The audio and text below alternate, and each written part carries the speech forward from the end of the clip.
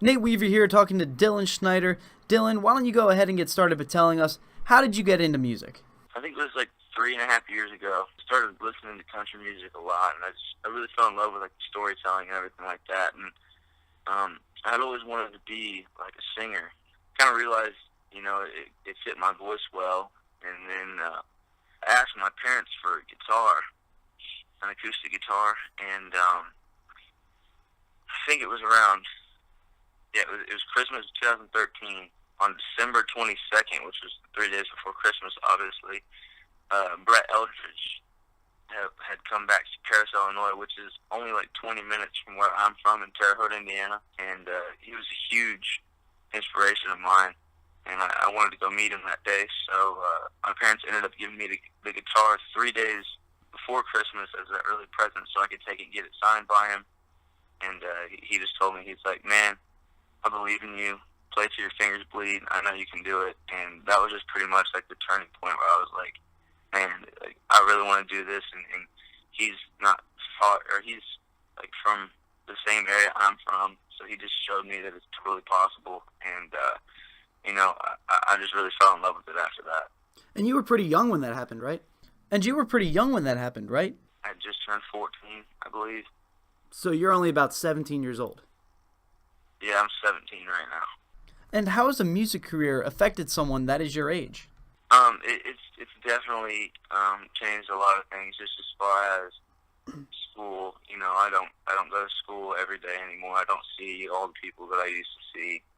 I'm usually only home like during the week for a few days. Sometimes I'll have a weekend off, so I'll get to see like some of my good friends and just hang out at home. But other than that, I'm usually, in a car now, or I'm down in Nashville writing songs or having meetings and stuff like that. I was just going to say, which I've been going to Nashville for like a year now, so it has been a lot different. So in terms of normal high school things, you don't really get to do as much as a normal teenager would. No, not really. I don't get to like go out on the weekends and, just hang out with people or go to parties or do anything like that. It's just, which, sometimes it kind of is like, dang, but at the same time, I'm like, I love what I'm getting to do right now. This is what I always wanted. So at the same time, it's a blast. It's crazy. So do you still get some of your inspiration for your songs from, your young life? Oh, yeah, for sure. Just this past EP that we put out, I wrote a song on it called Grew Up Slower. And it just basically talks about like thinking back to those days, honestly, like high school, and especially last summer, because last summer was one of the best times that I had, and I was still like, I hadn't got totally into the touring or anything yet, and I just hung out with my friends and did a lot of fun stuff. And basically, the song "Grow Up Slower" is just like I said about that, and realizing that when all that stuff is over, like high school and everything, you're going to wish you grew up slower. You're going to wish you can go back and do some of those things again. But yeah, 100%, I definitely get inspiration from that. So you talked about touring. Where's your favorite place to play a show?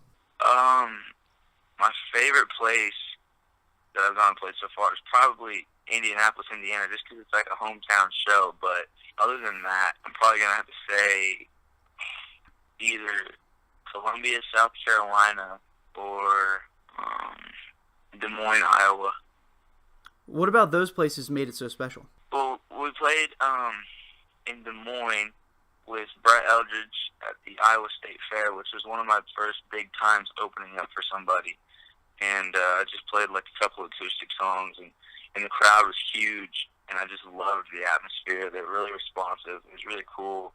And, they just made me feel welcome. And then just in March, I believe it was, we played with Granger Smith in Des Moines, and the crowd, once again, was absolutely amazing. Some of the people that had seen me before came and were like, "Hey, I saw you at the Iowa State Fair with Brett Eldridge." So it was really cool to go back there. And then a couple times that I've done little headlining shows in South Carolina, there's actually been super good turnouts, and like everybody will sing all the words to my songs. So it's just really cool down there to see the people that that far away from where I'm from are into my music and like are actually paying attention to what I'm doing. It's really cool. Now, you said you're from Indiana, right? Yeah. So, do you think a move to Nashville then might be in your near future? Yeah, it's totally possible. People always ask me that, and I think that at some point it will definitely happen within the next couple of years. But I still have two little sisters, a little brother that go to school up here. I'm just growing up here, and then my dad, he has a business that he owns, and it's based out of Terre Haute. So it's just kind of like we're not really in a rush to do it. Everything that we need to get done, we just head down to Nashville and get done. But I mean, it would definitely make things a little bit easier, and I'm sure that it will definitely happen within the next couple of years. Going into, how you promote yourself and whatnot, you have a huge social media following. How important to you is it that you connect with your fans? It's like the most important part, because if you don't have your fans, you don't have anything. Like, I understand, like, you can get record deals and you can get promotion from all these people, but I mean, at the end of the day, if people don't like what you're doing, it doesn't matter how much money is put into, your funding, your marketing, anything like that. If people don't like what you're doing, I mean, you're not going to sell records, you're not going to sell tickets, you're not going to have the fans to fall back on. And like I said, they can do everything for you. If you have the fans, you don't have to worry about a thing. So what kind of things do you put out there that people seem to like? Well, I try to be as active as possible, like on Snapchat when I'm doing stuff. And then I also sometimes will try to respond to some of the Snapchats, try to respond to some of the Instagram DMs, their comments.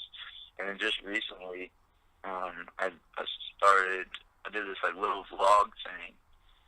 A lot of them seemed to like, and I just recorded me doing stuff throughout the day, like being at home and stuff like that. And they thought it was pretty cool. So, I mean, that's just a new thing that I was thinking, like, this might actually, suck them in, and they might really be into that, seeing what I do throughout my daily life.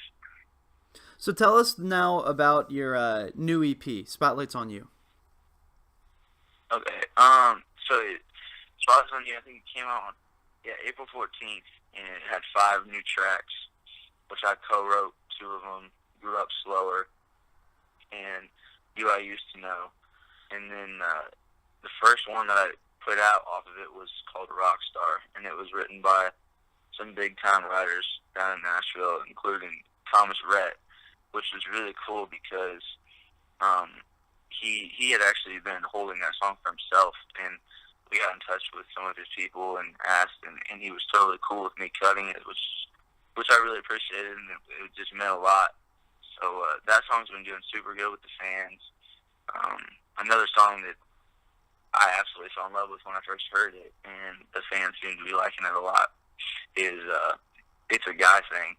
And I'm really into that song just because it can convey my music to all the guys in the crowd and stuff like that, and they can really relate to it. So, I mean, the new, and also, when we dropped it that day, it got all the way up to #1 on the iTunes Country charts, which was pretty amazing for me. And I really couldn't believe it. I think it was like around 12:30 that it finally got up there, and it stayed up there for almost a whole day, I think, which was amazing. Well, congratulations on that. That's amazing. Thank you so much. Yeah. Now, we're starting to get into the summer with, barbecues, warmer weather, all that kind of stuff. What foods would be on your plate at a barbecue? Oh, let's see. I usually am the type of guy that has to get, I don't just get either a hamburger or a hot dog. I have to get both. So I usually get one of each, maybe 2 hot dogs. You got to have some nacho cheese Doritos, and then hopefully, I don't know, what else you got? Maybe some beans. And I think that's, huh? Are we doing the baked beans with the bacon bits in it too? Oh yeah, that sounds pretty good. Okay. Yeah, I like that. But yeah, like I said, probably the main thing, it's not a hamburger, it's gotta be a cheeseburger and maybe a couple hot dogs. That sounds pretty good. Now, yeah. Now, in your music, it seems like you sing a lot about, girls and whatnot. What is the most attractive quality that you find in a girl? Oh man, definitely, her personality. She's got to be a good girl. She's got to be down to earth, Okay. and just her looks are definitely a very important part as well. I like pretty girls. Yeah. I like when they have really straight teeth.